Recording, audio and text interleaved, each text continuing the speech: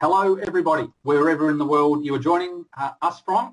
I'm Stephen Durkin, CEO of AusIMM, and on behalf of the AusIMM, I'm delighted to officially welcome you to the second event in our 2020 Thought Leadership online series.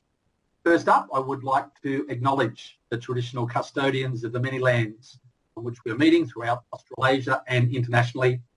We recognise the strong connections to land, sea and community of our traditional custodians, and we pay respects to elders past, present and emerging, and we extend that respect to the traditional custodians of lands all over the world. We are thrilled to be hosting this year's series online because it means we can welcome a truly international audience. In fact, we have over 900 people registered for today's event from 41 countries all over the world. At our opening session last Thursday, we had people joining us from Europe, from Africa, from the Americans, and from the Middle East. We're proud to be able to bring together people from all over the world to hear an exciting future vision for the mining sector. I would remind everyone that each of these sessions does include a Q&A session that was explained in the video. Kat will introduce that in a moment, but we invite you, as you're listening to the discussions today, to have a think about what questions you might want to pose through the session later on. For those that haven't joined an AusIMM event before, I would like to take a moment to introduce our organisation. The AusIMM is the peak body leading the way for people working in the resources sector. We shape careers, we showcase leadership, we create communities, and we uphold professional standards. In this time of global disruption, AusIMM continues to support our members and the international resources community. We have an expanded suite of digital opportunities and new offerings, such as this online series. Our 2020 conferences are now also digital, with 5 major online events being delivered this year. And we've developed a suite of online courses that can be completed anywhere in the world. By bringing our professional community together, we ensure that people working in resources continue to learn from each other and find safer and more sustainable ways to create values for the communities that we service. Our Thought Leadership online series is a perfect example of this. Together we're exploring the new frontiers in mining and the exciting opportunities for our sector. Today we're thrilled to be joined by Michelle Ash from Dassault Systems for this session. Michelle is a very, very dear friend of the AusIMM and an expert on innovation strategy, technology and digital transformation. Today, Michelle is going to reflect on the role that mining professionals will play in helping to shape the future resources sector. I'm really looking forward to hearing Michelle's insights. Always a great pleasure to hear Michelle speak, especially looking at other industries and the technologies that those other industries use to create lasting benefit for our sector and communities. Before we begin, I would like to acknowledge our series partners. AusIMM is proud to partner with leading organisations who share our values. Particular thank you to our signature partner, PwC, our major partners, Dassault Systems, Metz Ignited and Rio Tinto, and all of our series and supporting partners. I'd also like to thank Michelle Ash for joining us and the amazing Kat Mason for facilitating. Many of you will be familiar with Kat. Kat has a strong reputation in digital innovation, so we're thrilled that Kat can bring her expertise to this event. For those joining us for the first time, Kat is a very popular MC. You are in for a very fun and informative session. Thank you. We appreciate your support of this event. Enjoy the discussion. Thanks to Kat. Thank you so much, Stephen, and good afternoon, hello, buongiorno, good day, salamat siang to Jeffrey Tucker, who has already clocked that I'm about to ask you to say hello in the chat box.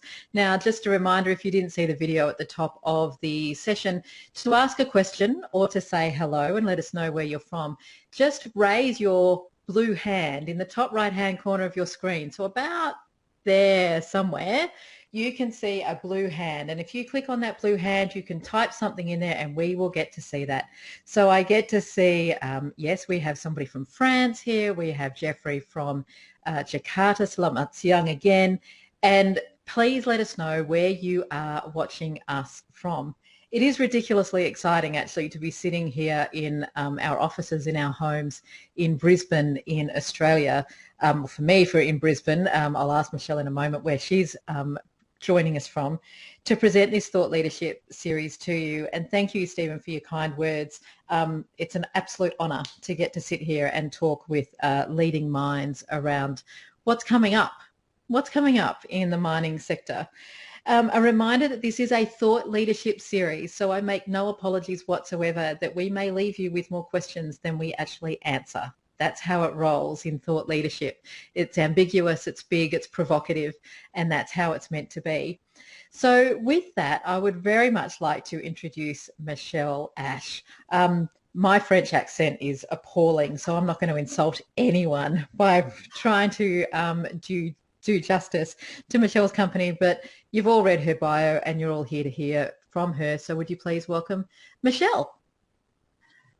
Fantastic. Thanks, Kat, and thank you to everybody that has joined us.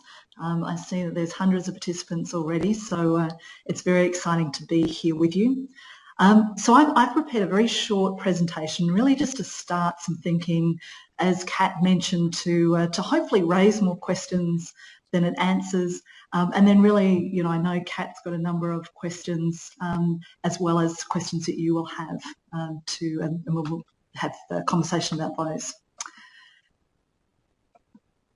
Okay, so I think, you know, one of the things that I was reflecting on recently is, you know, I've been working in the mining industry now for about 30 years, just a little under.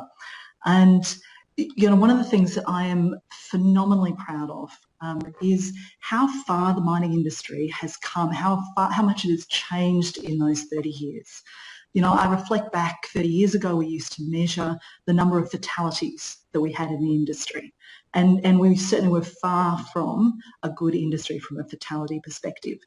You know, then we started measuring MTIs, now we measure all injury frequency rate. You know, I was reflecting similarly in terms of, you know, our environmental impact. You know, again, I talked to many mining companies and even communities in the mining industry or around mines where, you know, you can't even tell that the mine was there. I recently visited a couple of mines in China where one's been converted into a golf course and a resort. It's right by the sea and it's an amazing facility. You wouldn't believe that it had once been a gold mine. I think the same can be said for our productivity. You know, if I look at our profitability and the way that we drive the efficiency of our industry, you know, again, I was reflecting that, you know, it used to be that 2 to 5 grams a tonne used to be the cut-off grade for major open-cut gold mines. And now, you know, there are many that are down at 0.4 grams a tonne. So I think, you know, that there's been dramatic change in our industry over the last, you know, you call it 30 years. I know this slide is mentioning 50 years. Strides in diversity. You know, I noticed recently that, you know, we were nearly at 20% in terms of male-female, one of the best performances, I think, in the industry, and certainly since 30 years I've been in the industry. You know, so I think that the mining industry is transforming and changing itself.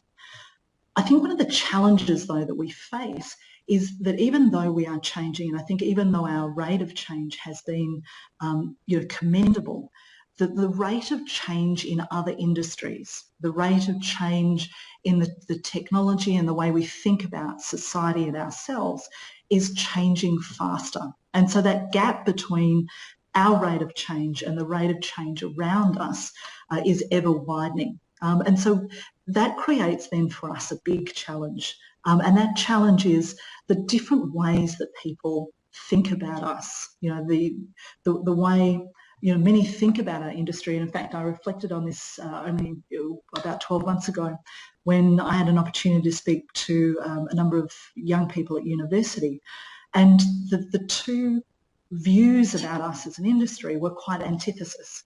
You know, one was that we were a dinosaur industry that looked very much like that top sort of slide that hadn't really changed considerably for some period of time. And then others felt that we must have solved all the problems within our industry. So we have this weird antithesis around how people see us. And why does that matter?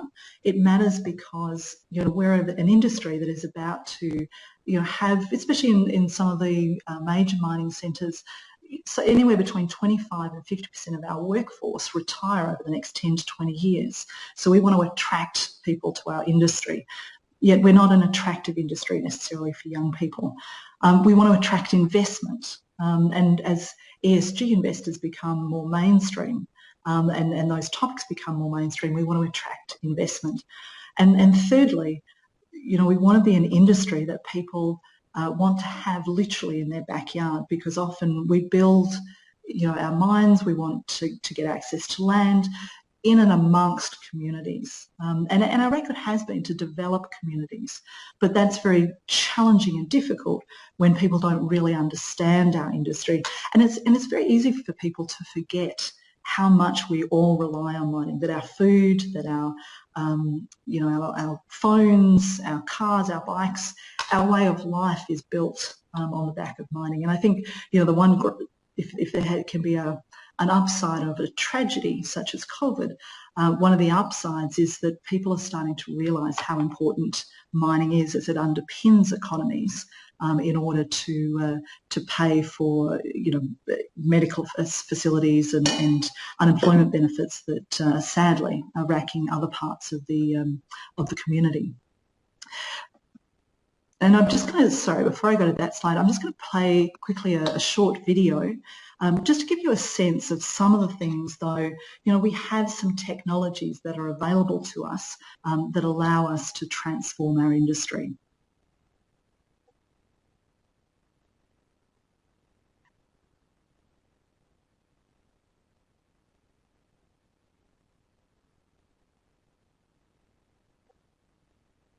I'm assuming the video is playing for all of you.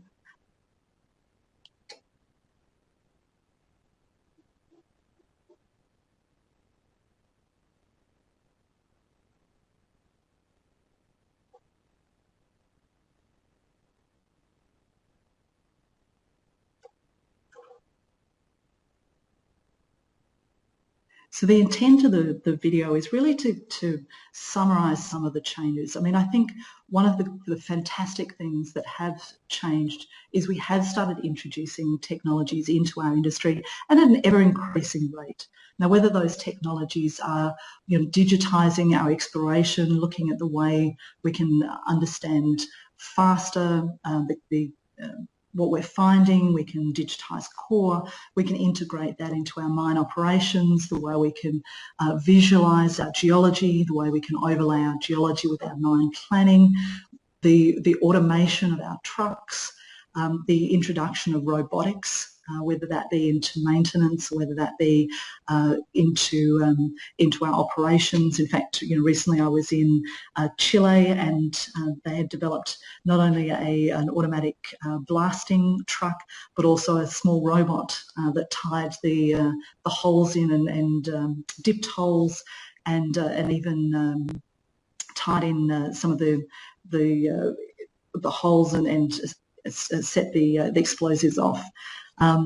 But, you know, there's a number of things that we've done in terms of automation, a number of things that we've done in terms of, you know, even introducing how we can integrate between the silos, between mining, between production, and between the optimisation parts of our business. I think that, though, one of the challenges for us now is how do we increase this rate of change?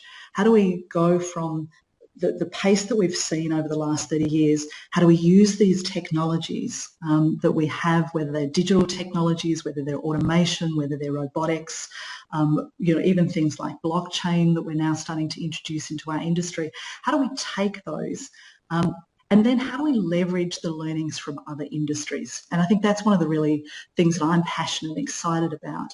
And one of the many reasons why I joined Dassault Systems is, you know, there's some great steps that we've taken in the aviation industry, for example, where, you know, no longer in aviation do they build planes and fly them to see whether they're going to work or not, or whether that design will be optimal?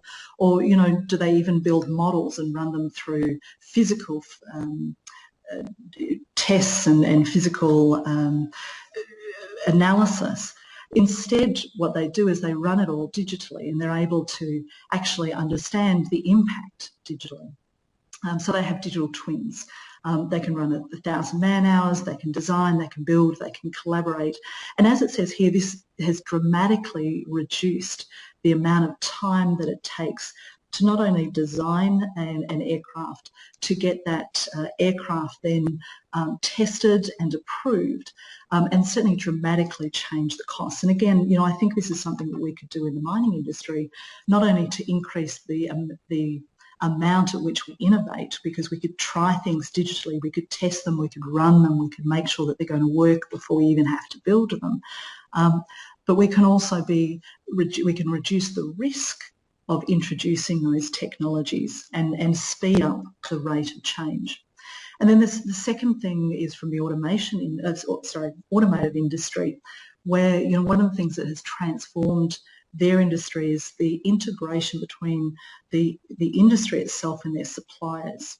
So if they rapidly want to change a car design or something that they're doing, because of their integration into their suppliers, let's just say I want to change the bolts so they are now titanium, I can do that readily and rapidly by being able to source amongst my suppliers that particular nut. If nobody has it, I can go and actually collaborate in real time, design that nut, design even the manufacturing process, and then bring that into my manufacturing to deliver a car. So that has allowed a lot more personalisation of the car industry, reduced the amount of cars that are made that can't be sold, increased the satisfaction, in some cases even increased the margins that the car industry can then charge.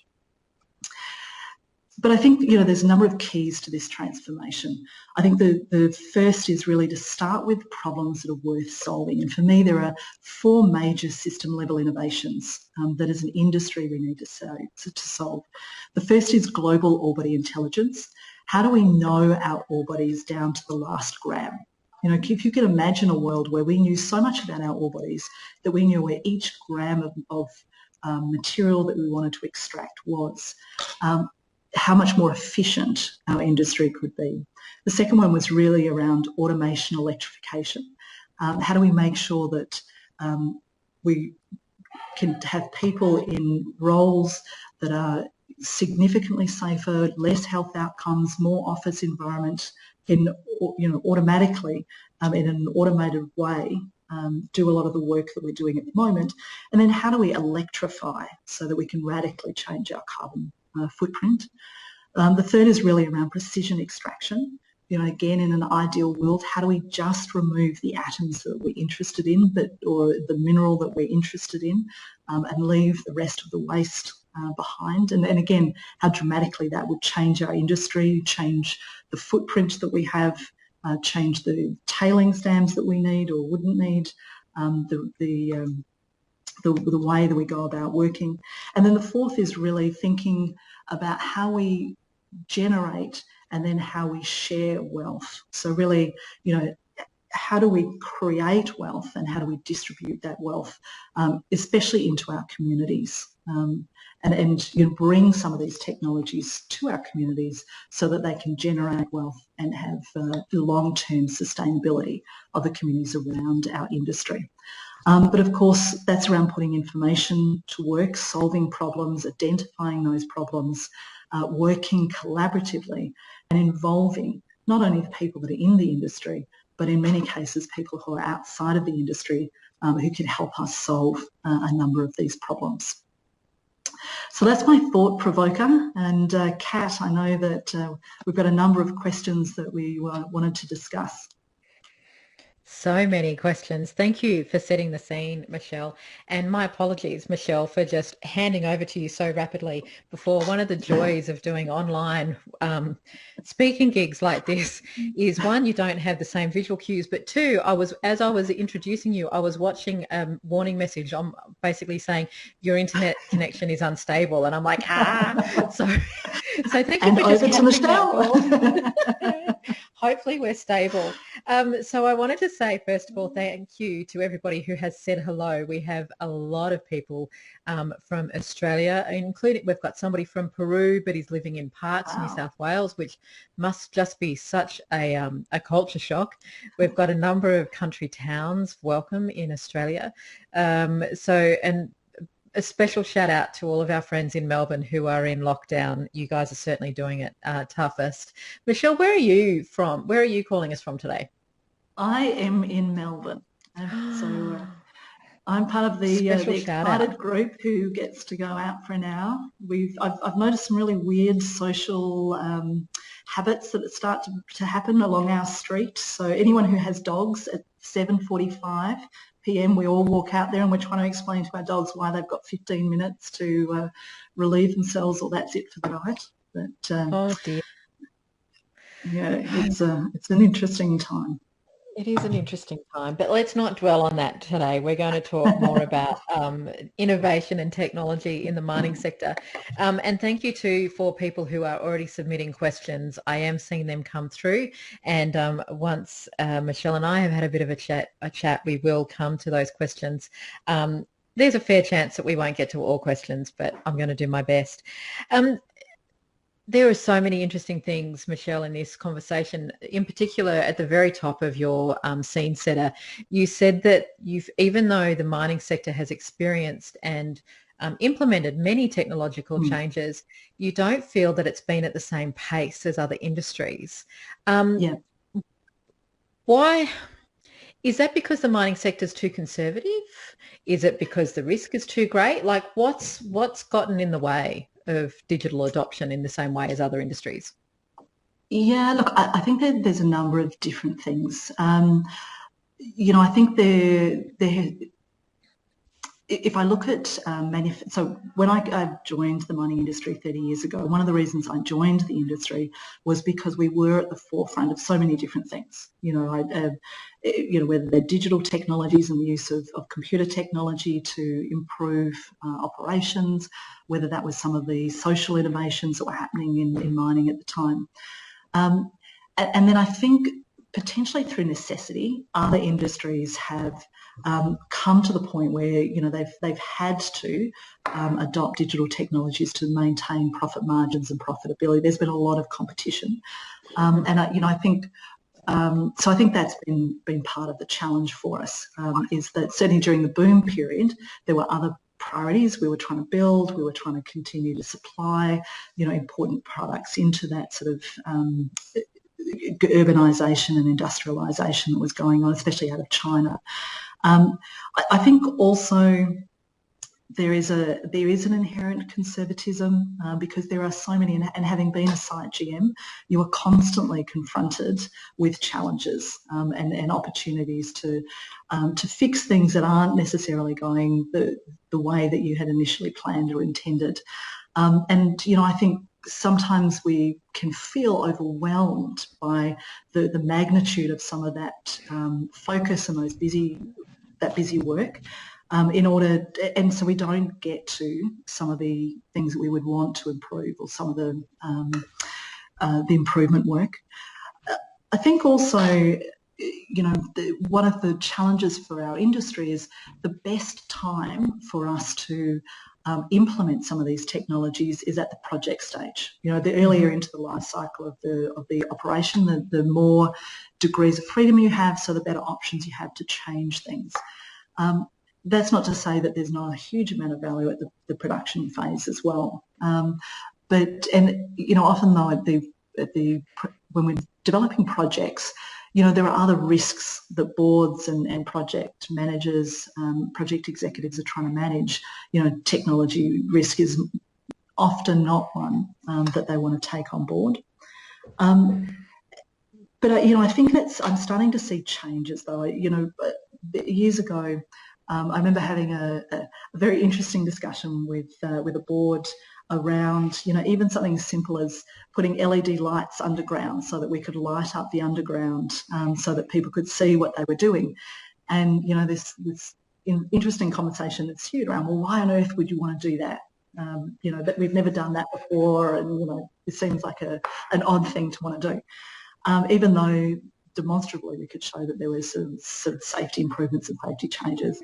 But, you know, I'm starting to see that change as more boards now put people who understand technology, understand the mining industry onto the board.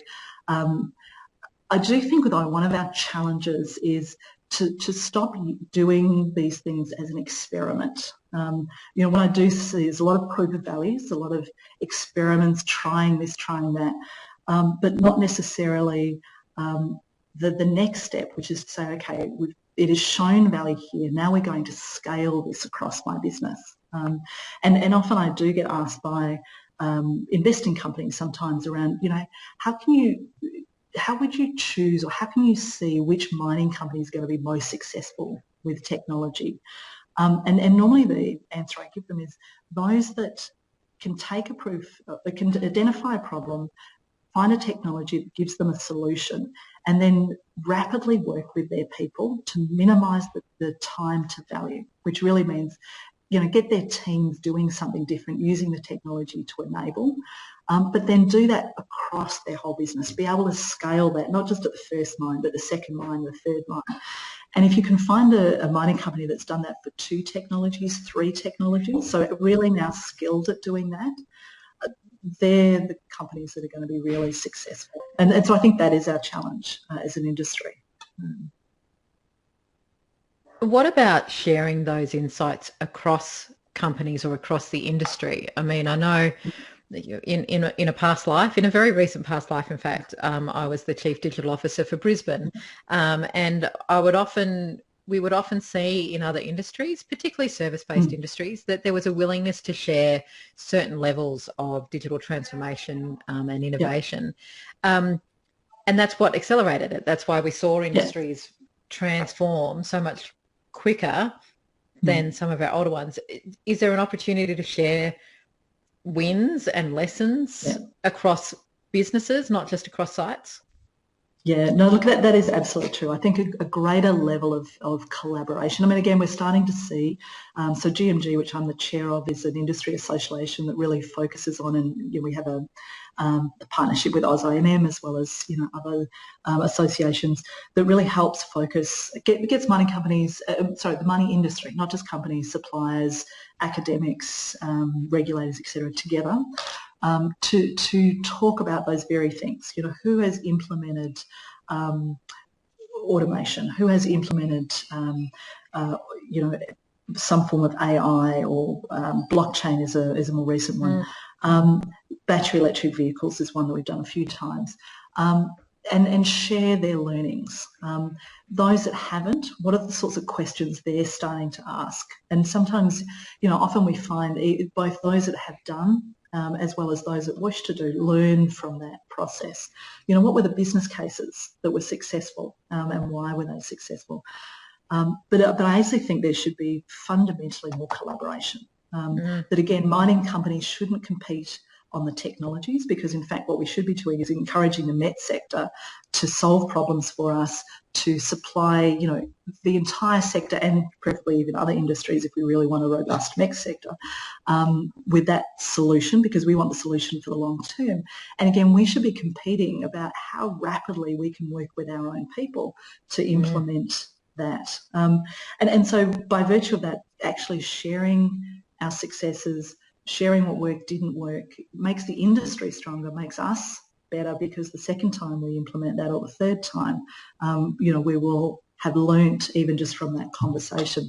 And you're absolutely right. I think there are other industries that have really, we can use as examples, that have shown the way. So, you know, the automotive industry, which I mentioned before, they've done, I think, a fantastic job at being really good at collaborating, being clear which aspects they're going to compete on and which aspects that they should actually work together. And and they think about antitrust in a different way to the way the mining industry thinks about it. Often mining, we're comfortable in sharing safety and health learnings. I think we're very good at that. We're getting better at environment.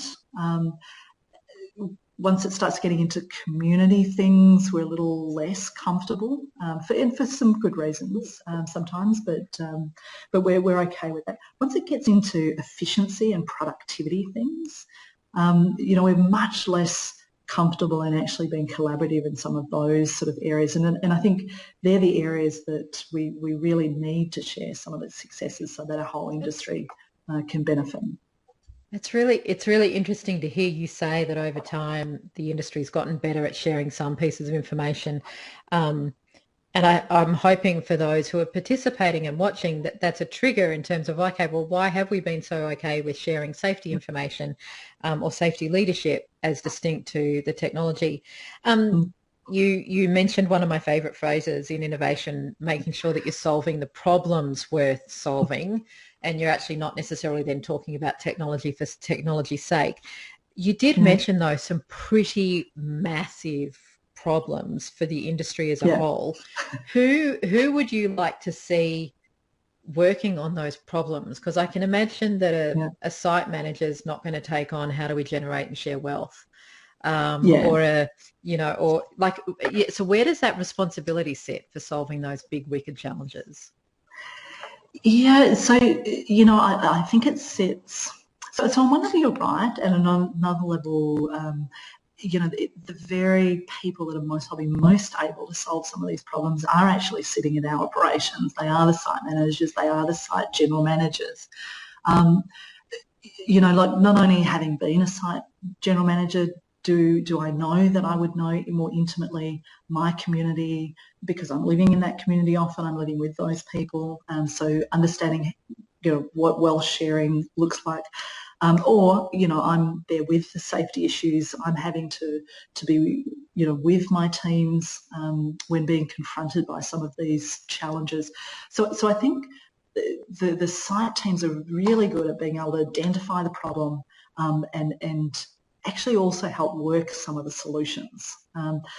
But I think the proliferation of those solutions across our industry, the sharing of those solutions across our industry, the working with METS companies on a much more scalable way, that certainly then does need to be, often either at the corporate level, but certainly across, as I said, sectors of the industry. So, we need as a mining industry to work on these problems. So met sector, mining companies, universities, governments, regulators need to be part of this discussion because, regulators can be hugely helpful, not only by removing legislation that may be old and a part of old technology and old way of thinking that is preventing, but also sometimes by creating legislation you create certainty. And therefore help some of these solutions come alive. And also obviously very good at helping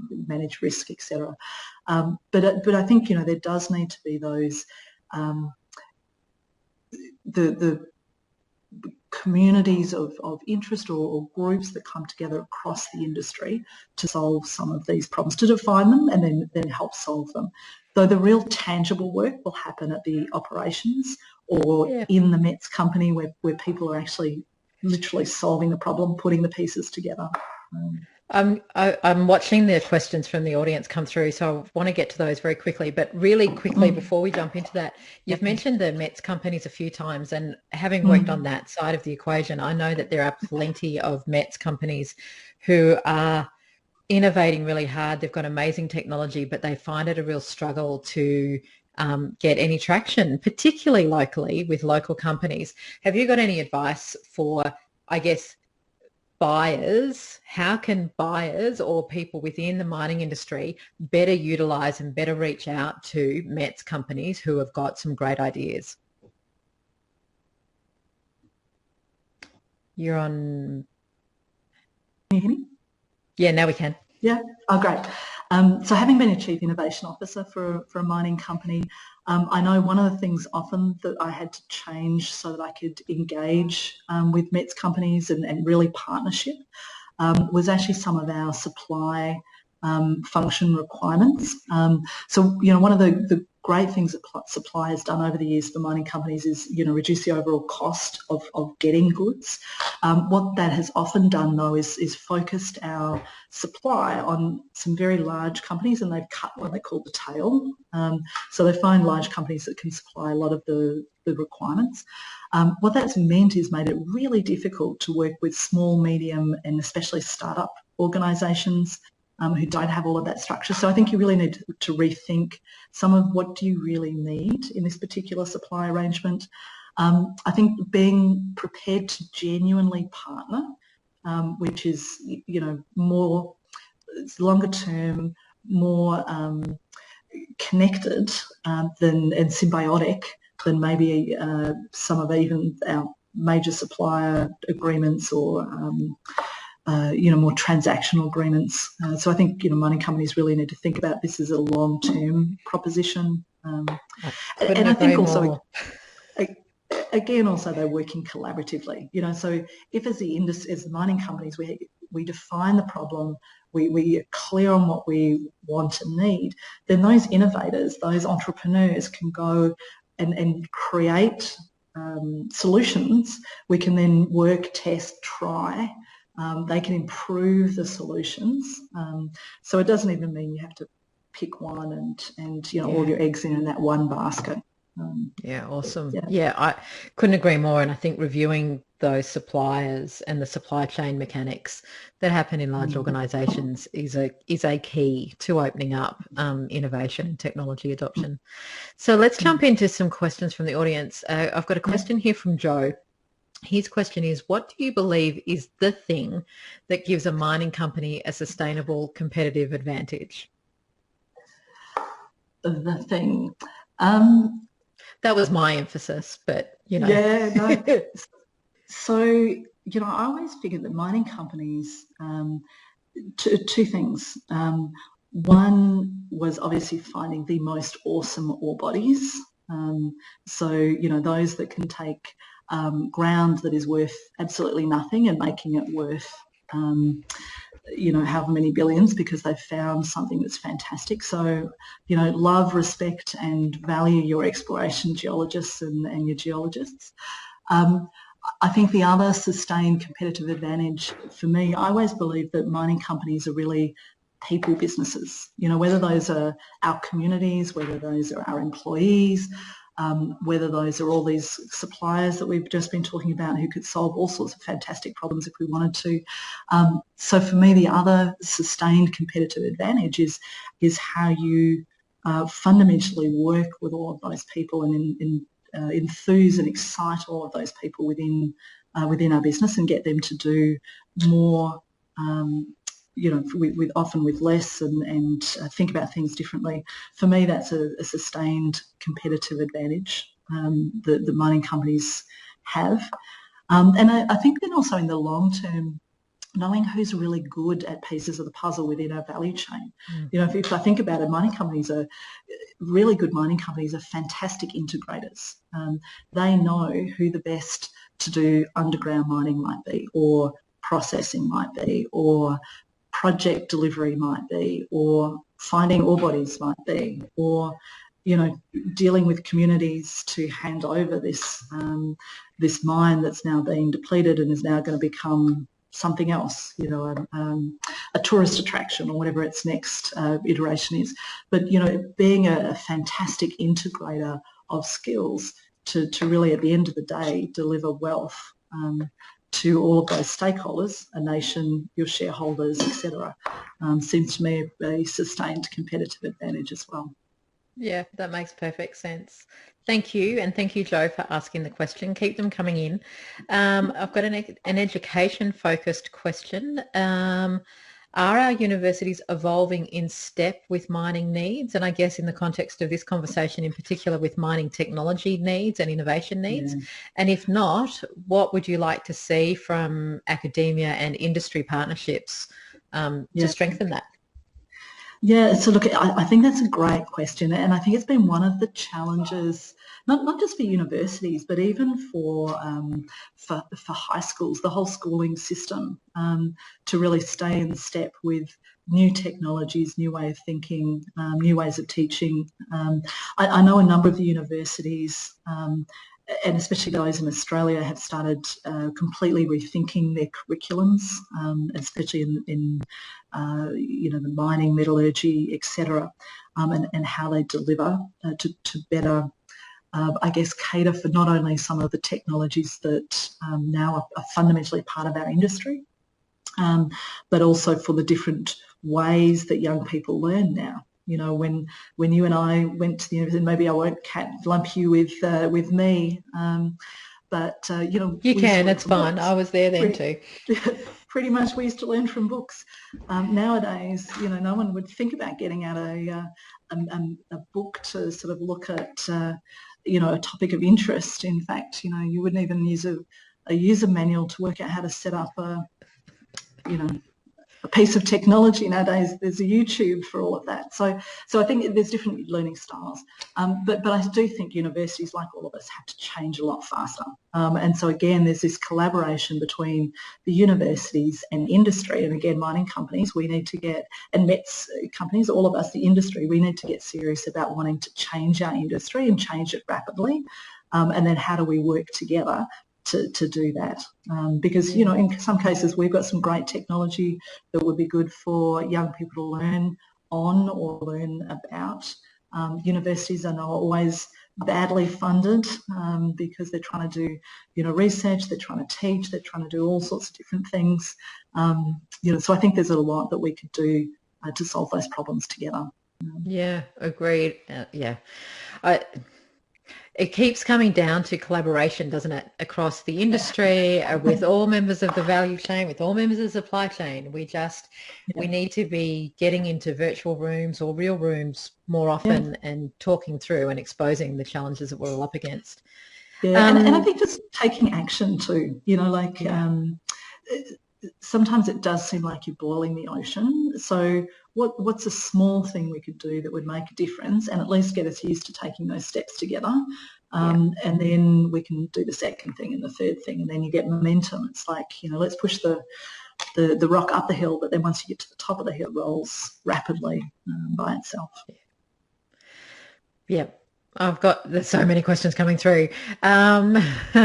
So Alison has asked a question around what could help us to share more. And do we need case studies? Do we need to tell stories better and publish them?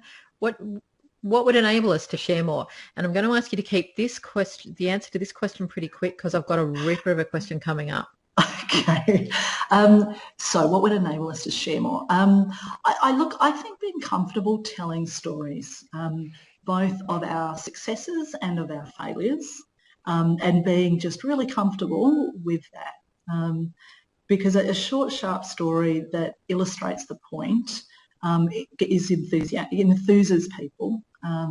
It doesn't have to be long papers and lots of numbers. I mean, some data is good, absolutely, to show your point, but a nice, short, sharp story, and lots of them. Awesome. Yep. Stories are key to most learning. Now the ripper of the question, and I admit I'm getting my geek on in asking it because I think it's a bit cheeky. Brendan asks, does the mining industry face a threat from the technology sector, like, for example, Google or Amazon, if we fail to innovate and embrace technology rapidly enough? Now, and just before you answer, this is an interesting one because in the digital disruption space, that's often what's thrown out, and people go, oh, don't be stupid. Google's not going to get interested in mining. Well, we actually saw from a civic perspective that Google actually stepped quite wholeheartedly into the city management space, and that actually was diabolical. Is there a risk for the sector if you don't innovate fast enough? So look, yes and no. The no to that question is we are a niche. So, there's got to be something in it. But that said, so look, we've already seen some of these companies do it. You know, we saw Apple move into recycling with Daisy and Liam, and the robotics that they set up. We saw them move into refining with the was it Alcan, Rio themselves, the Montreal government in Canada with the zero carbon aluminium. We've already seen Tesla and Elon Musk basically say, if the mining industry can't supply the minerals that we need, and what he really means by that is in the manner that is acceptable to our customers, so with all the right environmental credentials, then we will do it ourselves. Now, you know, he's got a track record of moving into space, he's got a track record of moving into, you know, I'm not too sure what you would put Hyperloop into, I guess transport and mobility industry. Well, and tunnels, boring, literally, like the boring company is about boring holes. Exactly. So look, I think what I definitely know though, so whether it's one of those that step in, I think there's definitely they have the opportunity, they have the measure. I mean, Microsoft was now worth $2 trillion or something ridiculous. They've got cash on hand. If they really wanted to buy most of the mining industry, they could.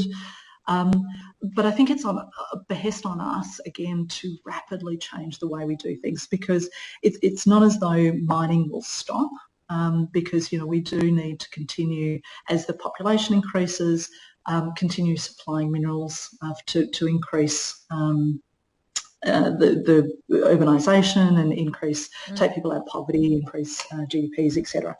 But whether we are the ones that have to mine and whether it happens this way, you know, again, go back to what I said about I think the competitive advantages. Those that are really good integrators can find those that are really good at doing pieces of the value chain and can integrate that, can use technology in order to aid that integration, break down those silos, collaborate, solve problems fast, get their people to pivot and solve those problems fast. They're the ones that ultimately will be successful, you know, in the mining industry. So on that, what are your thoughts on whether companies moving forward, let me start that again. What are your thoughts on whether companies who are moving towards becoming carbon neutral, whether that's going to be a bit of a driver when it comes to technology? Well, certainly we're seeing the rise of ESG as being an important factor for not just what used to be fringe investors, but now very, very much mainstream investors. And you know, I'm sure the CEO of a lot of the major mining companies now would feel that that pressure and those questions and that inquisition. And so I think, you know, definitely moving towards carbon neutrality, you know, potentially achieving carbon neutrality is become more and more important to mining companies. And again, go back to what I was saying about, you know, whether it's Tesla or Apple or any of these, they're going to want those credentials because that's what their consumers will be demanding. And so, you know, they will also start driving, I think, some of these changes as well. Sorry. No, I was going to say that, see, for me, this is really interesting because I heard in one of your big wicked problems is that whole concept of, I think you said atomic extraction, which of course then has a significant impact on sustainability. And that kind of technology, I would imagine, is actually being worked on well and truly outside of the mining industry. You know, like that's a technology that's very much that's something for people to geek out on. So if that can get done and then it reduces the costs to entry, which has previously prohibited people to entering the mining industry, I think you can. I can see some really interesting confluences here. Absolutely, and then without necessarily geeking out, there's some really interesting things that are going on. If you if you race sensors forward and then you look at how robotics is nano-sizing and radically changing, and then you add in, as you say, nano construction of both construction of chemicals as well as sourcing of chemicals, and if you can bring some of those technologies together, then there's some really interesting possibilities in the next 20, 30, 50 years. And absolutely the barrier to entry changes. So, interestingly enough, some of these companies that we're talking about that potentially, may wish to enter because they actually want to protect their own markets and consumers, they've already got cash on hand that could buy the entire mining industry if they really wanted to. We actually are a relatively small industry in comparison to some of the industries we're talking about. I know we think about ourselves as big because we are. We're influential, we build communities, we bring areas out of poverty, we add great value to nations. But there's many technology businesses that are much bigger than the entire mining industry. Mind blown. That's gobsmacking when you think about that. We just have a few more minutes, so I'm just debating what my final two questions are going to be. I'm going to ask for some quick comments on this final audience question, and then I'm going to reserve the right to ask you a big picture, future vision question. So, questions from Joe, and she or he says, "I'm sorry, the abundance of resources is not finite. Do you think as a sector," that's a typo. The abundance of resources is finite, is it? Yes, thank you. Do you think as a sector we have tunnel vision that we are not considering the recycling of our final products?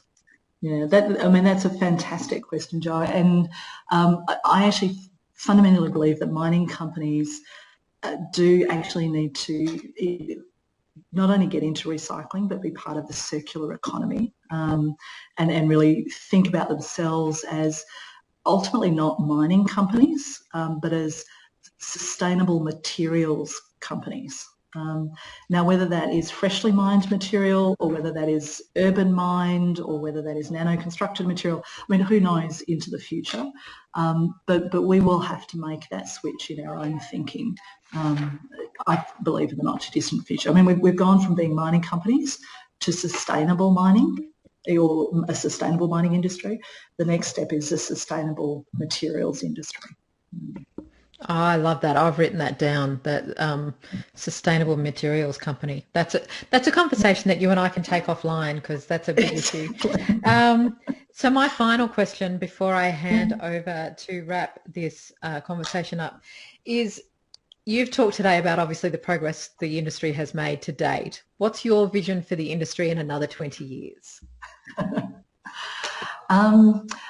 Well, I think it's wrapped in those fundamental four problems that I think we need to solve. I would feel so honoured and so proud of our industry if I can, in 20 years' time, be looking back at our industry and say we have made significant progress towards all four of those major problems. So, we've automated and electrified.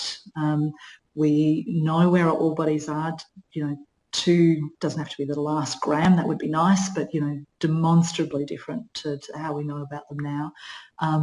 That we bring wealth and sustainable wealth to communities and to nations, and that we are able to very precisely extract, and all of that waste that we move around now stays exactly where it is, and we're a very, very different industry. Lovely. I look forward to that. I very much look forward to that. Michelle, thank you so much for such a rich conversation today. It's been fantastic. Thank you to everyone who has asked questions. As I hand over to Janine to close, if you'd like to pop your blue hand up and just do a virtual round of applause, a smiley face, a hashtag thanks, whatever rocks your boat to say thank you to Michelle. And with that, I would like to hand over to Janine Herzig to make some closing comments. Thank you so much, Kat and Michelle. What another really great discussion. Definitely plenty of things for us to ponder, and it was really great to see so many questions coming through from the audience. We could have easily continued for another hour. Michelle really warned us that we need to get our skates on. speaking about the rate of change in our sector and how we are not necessarily keeping up with the rate of change of others around us.